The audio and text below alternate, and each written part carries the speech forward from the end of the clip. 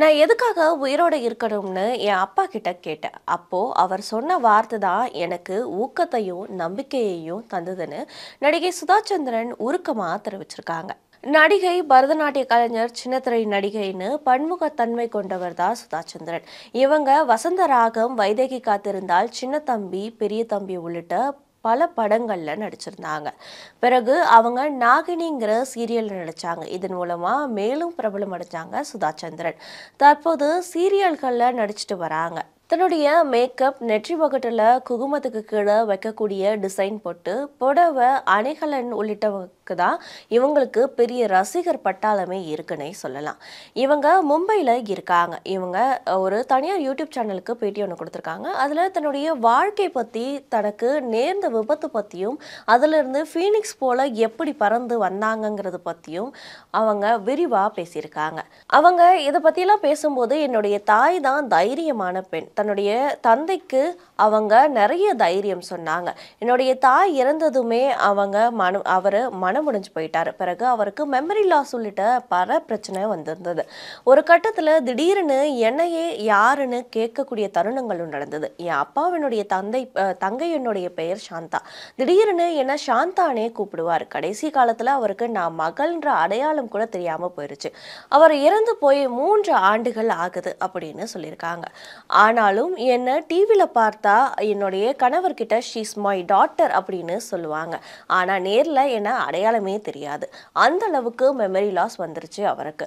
நான் தமிழ் பெண் தான், ஆனால் கேரளாவில் இருந்ததுனால தமிழ் அந்த அளவுக்கு தெரியாது. எனக்கு வசந்தராகம் படத்தில் நடித்தப்போ விஜயகாந்த் தான் தமிழ் பேசவே கற்றுக் கொடுத்தாரு.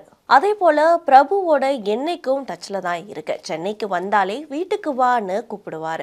மேலும் அவர் கூட நடித்தப்போ ஷூட்டிங் செட்டுக்கு 4 கேரியரில் சாப்பாடு வரும். என்னையும் அழைச்சி சாப்பிட சொல்லுவார். என் வீட்டுக்கு தேவையான காய்கறிகளை நான் தான் போய் வாங்குவேன். அதில் எனக்கு ஒரு மகிழ்ச்சி.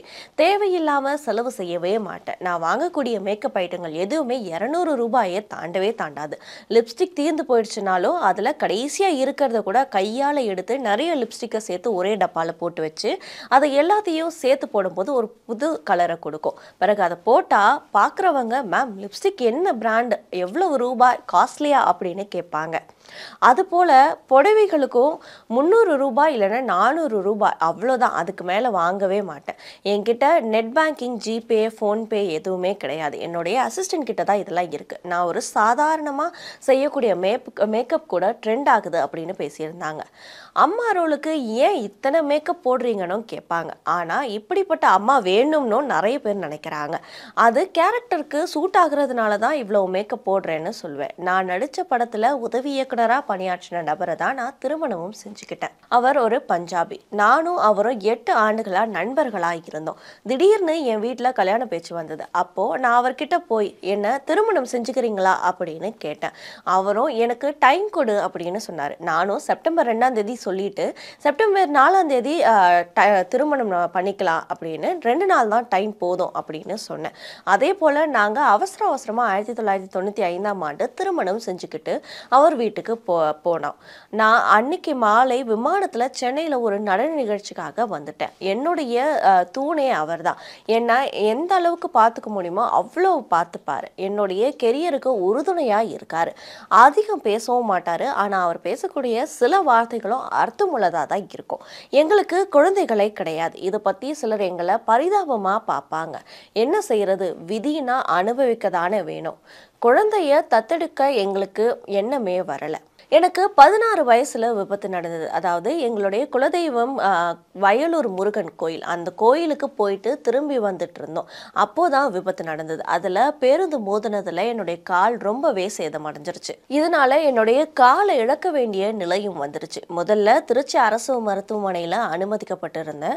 பிறகு சென்னை விஜயா மருத்துவமனைக்கு அனுப்பி வச்சுட்டாங்க.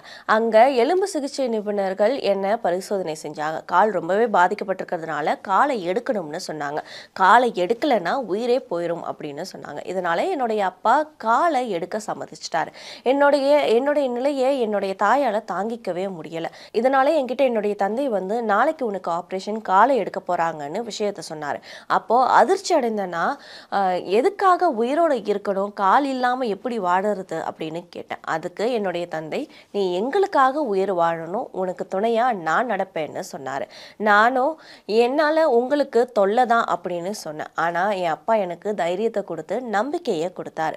பிறகு செயற்கை கால் பொருத்திக்கிட்டு 3 ஆண்டுகள் நடன பிராக்டிஸையும் செஞ்சிருந்தேன். செயற்கை காலை பொருத்திக்கிட்டதுனால எனக்கு அடிக்கடி சுளுக்கும் பிடிச்சிரும். அப்போ பிசியோதெரபிஸ்ட் தான் பக்கத்துல இருந்து இதை சரி செஞ்சாங்க. என்னுடைய காலை எடுத்தப்போ என் மருத்துவர்கிட்ட நான் கேட்டேன், என்னால நடனம் ஆட முடியுமா அப்படின்னு. அதுக்கு வை நாட் யூ கேன் அப்படின்னு சொன்னாரு. பிறகு என்னுடைய நாட்டிய நிகழ்ச்சிக்காக அவருக்கு ஒரு அழைப்பு விடுத்திருந்தேன். அவரும் மும்பைக்கு வந்தார். முதல் வரிசையில உட்கார்ந்து என்னுடைய நடனத்தையும் பார்த்தாரு. பிறகு என்கிட்ட வந்து எப்படி உன்னால முடிஞ்சது அப்படின்னு கேட்டாரு. அதுக்கு நீங்க தானே நான் கேட்டப்போ உன்னால நடனம் ஆட முடியும் அப்படின்னு சொன்னீங்க, இப்போ எப்படின்னு கேட்குறீங்களேன்னு கேட்டேன். அதுக்கு அவர், இல்ல நீ கேட்கும்போது எனக்கு ரொம்பவே பரிதாபமா இருந்தது, நீ அப்பாவி போல கேட்ட, உன்னை ஏமாற்ற கூடாதுங்கிறதுக்காக தான் நான் அப்படி சொன்னேன்னு சொன்னாரு. ஆனா அவர் சொன்னது மேஜிக்கல் வேர்ட்ஸ் தான். எனக்கு மருந்து மாத்திரைகள் கை கொடுத்தாலும் மருத்துவர்களுடைய அந்த வார்த்தை தான் ஊக்கம் தந்தது, நடனமாடவும் வச்சதுன்னு இப்படி சுதா சந்திரா அவங்களுடைய வாழ்க்கையில் நடந்த பல விஷயங்களை அந்த பேட்டியில குறிப்பிட்டிருக்காங்க.